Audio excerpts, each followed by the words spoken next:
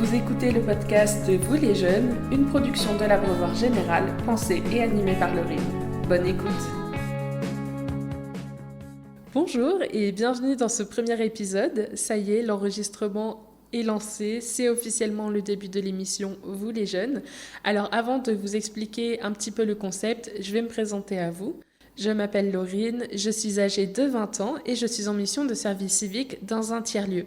Là, vous vous demandez sûrement ce que c'est un tiers-lieu. Je vais vous expliquer en vous présentant celui dans lequel je travaille actuellement, enfin dans lequel je fais ma mission de service civique. Donc ce tiers-lieu s'appelle l'Abreuvoir Général, il est situé à Avez, dans le Gard, et c'est le lieu de production et d'enregistrement de ce podcast. C'est vraiment un endroit que j'affectionne particulièrement, notamment par ses dynamiques, parce qu'on y rencontre des gens, on crée des choses ensemble. Et moi, dans le cadre de ma mission de service civique, j'ai la chance de pouvoir expérimenter pas mal de choses, dont les podcasts, justement, donc je suis trop contente. Alors l'Abreuvoir Général, qu'est-ce que c'est ? Globalement, c'est des espaces d'hébergement avec des espaces donc de vie qui sont partagés.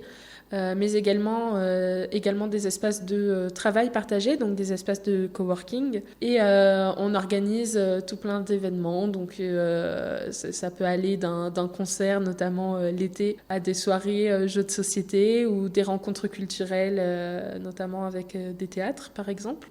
Le mercredi après-midi, on ouvre en tant que café. C'est super chouette, voilà, on fait plein de rencontres, comme je le disais, et c'est super enrichissant. Pour ce premier épisode de podcast, donc que j'enregistre directement depuis l'Abreuvoir Général, j'ai décidé d'être toute seule. Au vu du concept de l'émission, je pense que vous allez le comprendre, mais pour moi, ça semblait être une évidence. Cette émission, je veux vraiment que ce soit un lieu où les jeunes adultes peuvent prendre la parole et se livrer réellement quant à leurs ressentis, quant à leurs difficultés, en fait sur tout ce qu'ils n'oseraient pas dire ailleurs, on va dire, naturellement. Donc je l'imagine un peu comme un journal intime oral. Et je trouve ça super intéressant parce que notre tranche d'âge, elle correspond un peu à un flottement entre l'enfance et la vie adulte. Et c'est une période qui est assez particulière de notre vie. En tout cas, moi, c'est de cette façon-là que je le ressens. Et les générations précédentes ont tendance à dire et à penser beaucoup de choses de nous. Alors je dis pas ça de façon péjorative, hein, évidemment, mais c'est un constat. D'ailleurs, tout le monde a des préjugés un peu sur tout le monde. Mais dans ce cas-là, vous savez, c'est les phrases qui commencent par « Ah, vous les jeunes, de toute façon, vous ». Donc l'opinion des autres générations, on va dire, sur nous-mêmes, on l'a vraiment beaucoup, quasiment au quotidien en réalité.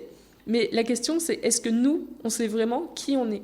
Je veux dire, au-delà de ce que les autres pensent de nous, est-ce qu'on sait qui on est ? Eh bien, pas forcément, en fait. Moi, j'ai 20 ans, bientôt 21, mais je commence à peine à vraiment apprendre à me connaître.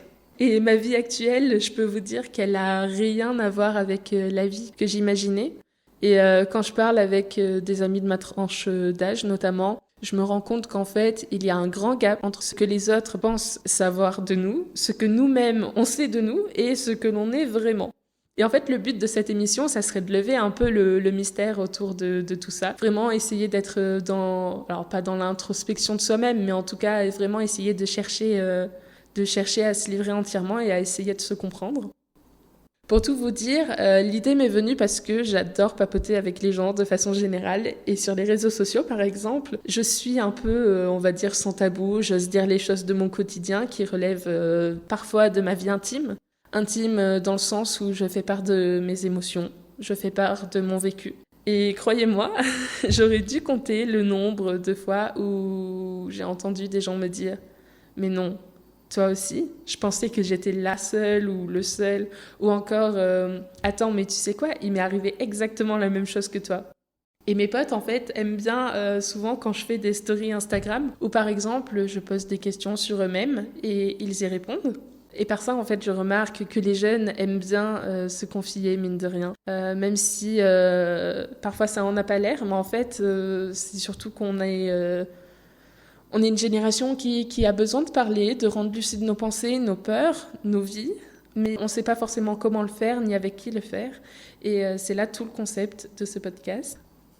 Surtout, je pense que tout le monde a des choses à dire, et des choses super intéressantes, quoi qu'il en soit, peu importe qui l'on est, peu importe ce que l'on veut dire. Parce que ça peut permettre aux autres de se sentir OK avec eux-mêmes, et de créer une certaine appartenance aussi. Et je crois que parfois, on ne réalise pas à quel point on peut avoir les mêmes pensées que les autres et vivre vraiment les mêmes émotions. C'est bête, mais pour ça, en fait, je pense qu'il faudrait juste oser dire les choses déjà et s'écouter mutuellement. Se rencontrer soi et se rencontrer avec les autres, c'est un peu délicat parce que on est une génération qui est beaucoup clivée, je trouve.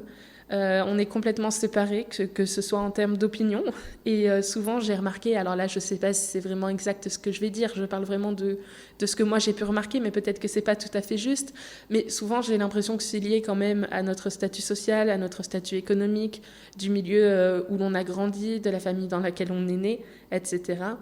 Et en fait, ces différentes personnes ne se rencontrent pas forcément. Toutes ces personnes n'ont pas l'occasion de parler et j'aimerais vraiment donner la parole à qui la veut, justement, dans ce podcast. Donc, il y a déjà plein de sujets qui sont prévus. Je sais qu'on va parler d'avenir professionnel, de la vie en couple, de ce passage qui est justement assez flou vers la vie adulte. On parlera aussi de sexe, de communautés minoritaires, de la peur d'être imparfait, etc. Alors pour ce premier épisode, la question c'est, on va parler de quoi ? Eh bien, on va parler de moi. Ça peut paraître surprenant, mais je vais parler de moi en tant que jeune, en tant qu'individu, en tant que femme, en tant que grosse et en tant que femme blanche. J'avais envie de le faire seule dans un premier temps pour m'explorer et me challenger un peu. Pour tout vous dire, cet exercice, il est juste super difficile pour moi parce que ça nécessite que je parle de moi longuement. Et ça, parler de moi longuement, ça comprend 2 obstacles. Réussir à plus ou moins bien m'exprimer pendant un long moment, justement. Et surtout, ça nécessite que je me détache un maximum du jugement que les autres pourraient porter à mon égard. Et me détacher du jugement potentiel des autres, c'est en fait plus exactement me détacher de mon propre jugement envers moi-même. Et je dis ça dans le sens où j'ai peur qu'on me juge sur certains points, parce que moi-même, je me juge sur ces points-là, probablement, en tout cas dans la plupart des cas. Encore une fois, c'est vraiment tout le but de ce podcast, se détacher des opinions d'autrui pour essayer de se comprendre vraiment. Alors, il y a plusieurs questions qui trottent dans ma tête. La première, c'est comment je me considère, comment je considère être perçue, moi, en tant que jeune, vis-à-vis des générations précédentes. La deuxième, c'est aussi comment je me vois, moi, en tant que jeune, mais par rapport aux autres jeunes de ma tranche d'âge. Et enfin, la dernière question que j'aimerais aborder, c'est comment je vois ma vie en société, en tant que femme grosse, blanche, issue d'une classe moyenne. Alors pour répondre à la première question, en vrai c'est un petit peu compliqué. De façon générale, j'ai remarqué que les générations d'avant nous perçoivent globalement de 2 façons possibles. Soit on est considéré comme une génération catastrophe, du style « Oh les jeunes ils savent plus écrire, ils savent plus penser » ou « Oh les jeunes ils sont faibles et feignants ». Donc, soit on nous voit de cette façon-là, soit on nous considère vraiment tout à fait autrement, un peu comme une lueur d'espoir. Donc là, on va entendre des phrases du style « Vous les jeunes, vous avez l'avenir entre vos mains. Vous allez faire des grandes choses. Oh, vous les jeunes, vous construisez le monde de demain, un monde meilleur. Vous les jeunes, vous êtes engagés, vous avez envie de faire bouger les choses. » Je pourrais parler bien longuement de ces fameuses phrases qui se contredisent et qui en même temps font sens ensemble. Je pense notamment à celle qui dit d'ailleurs qu'on est feignant et faible, parce que ça c'est clairement un cliché de cliché, mais enfin là c'est pas le débat actuellement. J'en reparlerai peut-être tout à l'heure, si j'en ai l'occasion. La question c'était comment les personnes plus âgées me perçoivent moi personnellement. Je dirais qu'on me perçoit la plupart du temps de la seconde façon, donc de façon très positive. Et autant vous dire que c'est effrayant. Alors c'est cool d'être perçu de façon si positive, mais ça met clairement la pression en fait. Moi j'ai toujours été vue comme la petite fille assez modèle, assez classique, qui dit oui à tout, qui est très gentille. Et je pense que pour répondre à cette vision qu'on avait de moi, inconsciemment, je me suis pas laissé le droit à l'erreur. C'est-à-dire que suite à ça, je devais être parfaite en fait aux yeux de tout le monde. Et autant vous dire que perdre le contrôle, pour moi, c'est devenu un enfer. Alors je suis super sévère avec moi-même, mais pas parce que les autres le sont, mais parce qu'ils ont des attentes et que je veux répondre à ces attentes. Et en toute honnêteté, à vouloir être idéale partout, dans tout, c'est ma confiance en moi qui en prend un coup. Et en fait, j'ai tellement besoin de répondre à cette perfection, ce besoin de contrôle, que je suis très souvent insatisfaite de ce que je produis, de ce que je fais de ma vie, de la façon dont je vais m'exprimer avec les gens. Par exemple, c'est assez fréquent qu'au cours d'une conversation, je me mette à galérer à parler parce que j'ai tellement peur de ne pas trouver les mots que je finis par me perdre dans ce que je dis. D'ailleurs, ça m'est un petit peu arrivé tout à l'heure et au lieu de continuer, j'ai préféré enchaîner sur autre chose. Le pire, c'est qu'en général, dans ces moments-là, je deviens toute rouge et je deviens très très souvent toute rouge pour toutes sortes de situations. Donc ça rajoute encore plus de malaise à la situation. Voilà, ça c'est un peu la façon dont je suis ou dont je me perçois moi vis-à-vis d'une certaine partie des générations plus âgées. Mais d'un autre côté, il y a souvent une autre façon dont on me perçoit. En fait, je suis quelqu'un qui est assez sensible, qui est assez posé, et parfois les adultes plus âgés me font comprendre qu'ils prennent pas et ils ne prenaient pas les choses autant à cœur, que je devrais moi m'en détacher, parce que ça fait de moi quelqu'un de faible, quelqu'un de fragile. Mais autant vous dire que je ne me considère absolument pas faible ni fragile, dans le sens où je vais souvent bien au-delà de mes peurs. Et d'ailleurs, être faible, pour moi, ça ne fait pas vraiment sens. J'ai un peu du mal à poser une définition sur ce terme. Je ne le vois pas de façon péjorative et surtout, il n'a pas de sens dans le cadre d'une sensibilité accrue. Je trouve qu'être sensible, ça rajoute un filtre en fait sur notre perception du monde. On le perçoit avec plus de détails, plus de contraste, et je trouve que c'est vraiment une force pour avancer au quotidien.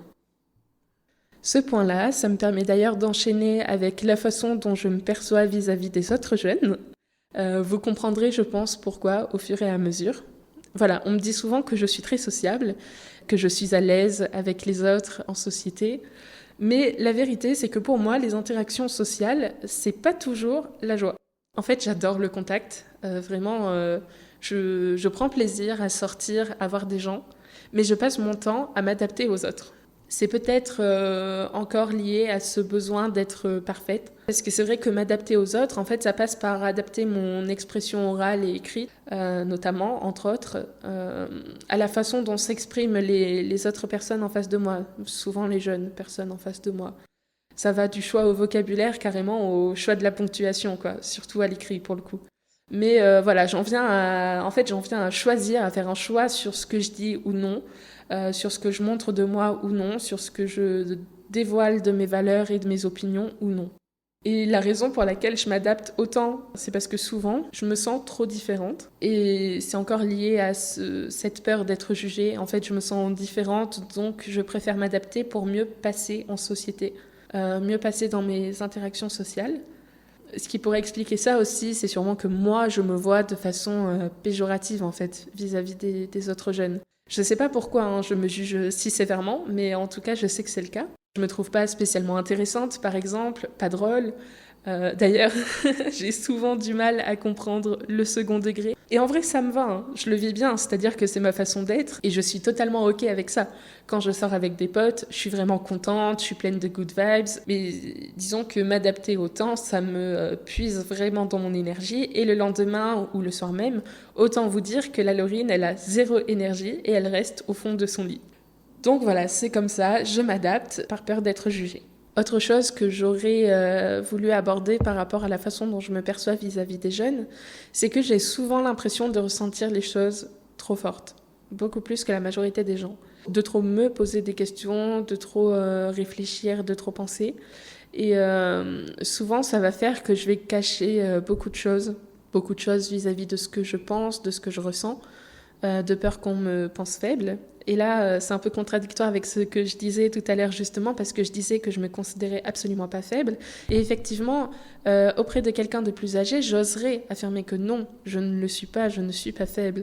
Autant avec des jeunes de mon âge, c'est un peu plus difficile pour moi, parce que justement, je me vois de cette façon qui est trop péjorative. C'est assez contradictoire. Mais voilà, en tout cas, c'est vrai que c'est comme ça que je le vois, que je le ressens. Et justement, par rapport au fait que j'ai l'impression de ressentir les choses juste beaucoup trop fort à chaque fois et que j'en viens à cacher ce que je ressens, il arrive qu'il y a des moments où j'accumule trop à force de m'adapter continuellement. Et ça fuse tellement dans ma tête que d'un coup, je m'efface d'une conversation. Et là, c'est le vide international qui s'installe en moi, littéralement. C'est-à-dire que je ne suis plus là, je ne vais plus arriver à me concentrer sur la conversation. Mais c'est ok, une fois que ça arrive, je le sais, je vais peut-être changer de pièce, je vais prévenir que je suis fatiguée, en général c'est ce que je dis. Et puis je vais recharger mes batteries autre part, ou alors je rentre et puis je recharge mes batteries dans mon lit, comme je le disais tout à l'heure. Ça, pour être tout à fait honnête, je le vis comme si j'étais la seule à le vivre. C'est-à-dire que j'ai l'impression que personne ne vit ça comme moi. Alors effectivement, personne ne le vivra exactement de la même façon que moi, mais c'est évident, et je sais que c'est le cas, beaucoup d'autres personnes le ressentent aussi de cette façon. Ressentent tous les points que j'ai cités précédemment dans la façon d'être en société avec les autres jeunes de notre âge. Ce que je disais au début, c'est que ce genre de choses, en fait, on n'en parle pas spécialement entre nous, ou en tout cas, peut-être qu'avec nos amis proches. Ce qui fait qu'on on n'a pas conscience que les autres peuvent le ressentir de la même façon que nous.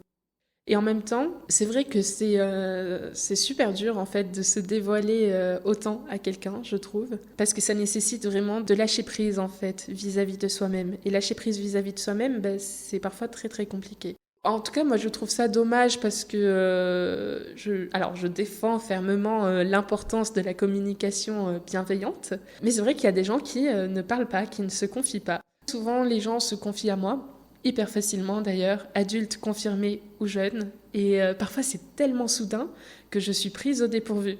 Alors ça me fait plaisir, hein, parce que ça veut dire que j'inspire confiance. Mais dans ces moments-là, je me rends compte que souvent, ces personnes, elles n'ont pas forcément l'opportunité d'en parler ailleurs sans se sentir jugées. C'est ce genre de confidences soudaines, sorties du cœur, qui font que vraiment, je me dis, en fait, au fond, on a tous des choses en commun que l'on vit, que l'on traverse, et surtout beaucoup plus de choses en commun que ce que l'on pense. Ça, c'est un des trucs d'ailleurs qui me met vraiment en confiance quand quelqu'un se confie spontanément à moi. Je me dis, waouh, je suis une safe place pour ces gens-là. Et c'est trop bien parce que j'offre l'opportunité à ces personnes de parler, d'ouvrir leur cœur. Et en fait, c'est presque le plus important pour moi dans mes interactions sociales. Vraiment, ça me satisfait pleinement. Puis en même temps, ça me permet à moi de m'identifier aussi la plupart du temps. Ça me fait du bien à moi et à eux, donc c'est tout bénéfique. Je m'égare un petit peu sur la question de base, mais en même temps, c'est vrai que c'est pas mal d'établir ces liens entre les faits parce que tout est lié. Mais pour résumer, grosso modo, je dirais que je me sens carrément à part des autres jeunes et en même temps, mais tellement proche d'eux, dans le sens où je me rends compte qu'on vit tous des choses absolument partagées. Enfin, pas partagées, mais identiques ou semblables en tout cas. C'est super bizarre à décrire comme sensation, mais c'est vrai que c'est difficile de vivre correctement les interactions sociales quand il y a cette dualité au niveau de sa position au sein d'un groupe notamment. Bon, alors maintenant vient la question de comment je vis ma vie en tant que femme blanche, en tant que femme grosse et en tant que femme venant d'un milieu socio-économique de classe moyenne, on va dire. Et bien là, il y en a des choses à dire, encore une fois. Déjà, je pense qu'il faut considérer ces facteurs dans l'ensemble étant fortement liés les uns aux autres. En tant que femme, je suis défavorisée. En tant que femme blanche, j'ai quand même davantage de privilèges. En tant que femme grosse, en revanche, là, j'en repère. Je repère des avantages et des privilèges. Et du fait d'être issue de classe moyenne, comment dire, là, c'est un petit peu plus délicat parce que y a des privilèges et des désavantages. C'est encore, c'est un peu délicat de se positionner. C'est un espèce d'entre-deux, encore une fois. Alors déjà, ce que je pourrais dire, c'est que je me perçois comme une femme féministe. C'est un mot qui, j'ai remarqué, fait souvent super peur et qui amène à des réactions de colère ou d'incompréhension. Alors qu'en vrai, tout ce qu'on prône, c'est l'égalité des genres. Mais je ne vais pas rentrer dans le débat de « Ah, les féministes, vous êtes toujours dans l'extrême », parce que j'avoue que ce sujet, il nécessiterait un épisode à lui tout seul, quoi. En tout cas, pour moi, c'est une évidence de me déconstruire à ce niveau-là. Parce que j'ai vécu des choses et je vis des choses au quotidien qui font que, oui, c'est indispensable. Et en tant que femme, on est défavorisé et c'est un fait. Pour vous citer quelques exemples, agression sexuelle, viol, insultes sexistes, écart de salaire, violence conjugale, charge mentale, féminicide, sexisme banalisé. Bon, bref, et j'en passe.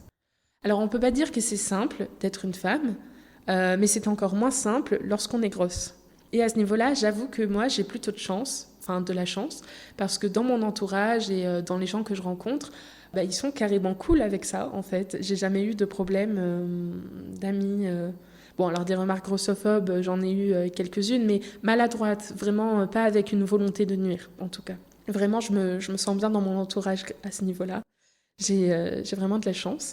Mais sur les réseaux sociaux, j'ai remarqué que parfois, certaines personnes disent des dingueries. Voilà, vraiment, je lis des dingueries sur les réseaux sociaux. C'est-à-dire que toi, t'es là, t'es en surpoids depuis tes 3 ans à peu près, t'es suivi activement depuis tes 10 ans, tu enchaînes des rééquilibrages alimentaires, pas des régimes, hein, des rééquilibrages alimentaires qui fonctionnent bien dans un premier temps, mais qui, après coup, ne fonctionnent pas et te font reprendre le double. Puis tu te bats constamment pour essayer de te plaire à toi-même et t'as un con qui va te lâcher. Ah ouais, ils sont bons les McDo. Ou encore, faut pousser plus à la salle.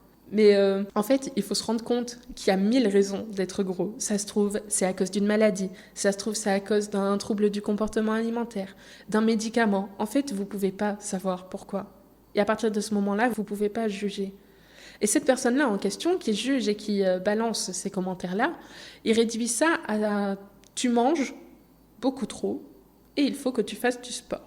Bravo Sherlock, c'est super pertinent comme remarque, ça va bien m'aider à avancer dans ma vie. Bon, en gros, ce que je veux dire par là, c'est que je pense qu'on devrait nous laisser tranquilles. Surtout que, et ça je tiens vraiment à le préciser, on peut être gros et en très bonne santé. Tout comme on peut être gros et en mauvaise santé. Et moi, j'ai toujours été en excellente santé jusqu'à peu, où je sens désormais maintenant que mon corps prend un coup, qu'il s'affaiblit et qu'en gros, là, mes limites, elles sont dépassées.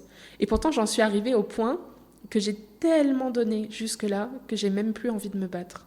Mais avant ça, comme je le disais, j'étais en excellente santé et je me sentais à peu près bien avec mon corps. Je dis bien à peu près parce qu'il y a des jours avec, il y a des jours sans. Je pense que toutes les personnes grosses ou toutes les personnes avec des complexes le savent très bien. Bon, après, tout le monde a des complexes, évidemment. Malheureusement, on ne peut pas faire sans, je crois. Je ne connais pas une personne qui s'apprécie et s'accepte à 100%.